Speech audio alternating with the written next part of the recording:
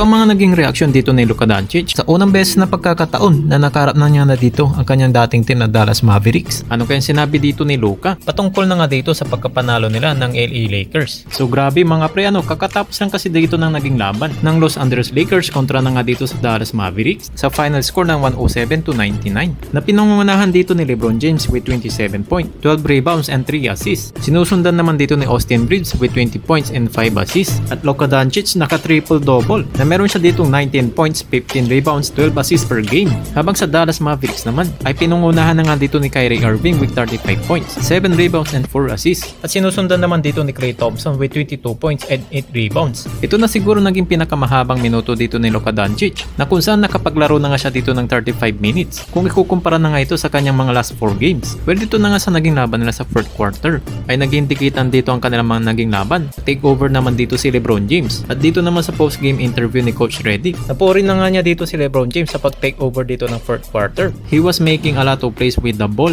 at hindi nga sila dito mananalo sa laban na ito sa kanyang 3 massive plays nitong si LeBron James. We don't win the game if Bron doesn't take over, and we don't win the game if Doe doesn't make 3 massive plays. You know, again, another one that won't show up on a box. At ayon naman dito kay Coach Redick, patungkol naman dito kay Luka Doncic. Ayon naman dito sa kanya, hindi daw ganun kaganda ang kanyang naging shooting. Pero naging maganda naman dito ang kanyang mga laro. At maayos rin dito ang kanyang pinakitang depensa. Not a great shooting night, but made a lot of plays and had some good defensive plays as well.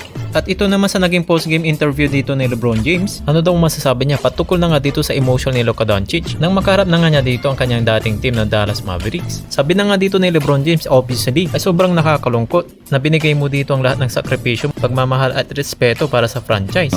As well as you can. I mean, obviously it's a lot of emotion that goes in when you give so much to a franchise and you sacrifice for a franchise, and you know you have that type of love and respect for the franchise, you know, throughout all the journeys, you know, went to the finals, all that stuff. Ayon naman dito sa naging post-game interview ni Luka Doncic, natanong naman dito sa kanya kung ano daw pakiramdam na nakalaban niya dito ang kanyang former team. Ay napaka-weird daw na moment at hindi niya daw alam kanyang ginagawa. At masaya naman siya na nanalo sila. I don't know, honestly. I don't know.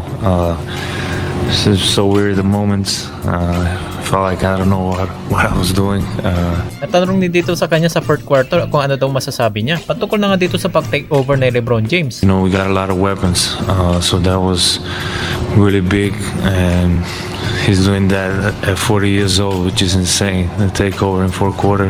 At natanong na nga rin dito sa kanya si Nico Harrison nung habang nagwa-warm up siya at nakatingin sa kanya nitong si Nico Harrison kung meron ba siyang sinabi itong si Luka Doncic patungkol na nga dito sa kanyang pagkakatrade. No, definitely not. That was different. I definitely have like that. But yeah, I didn't see him at warm-ups.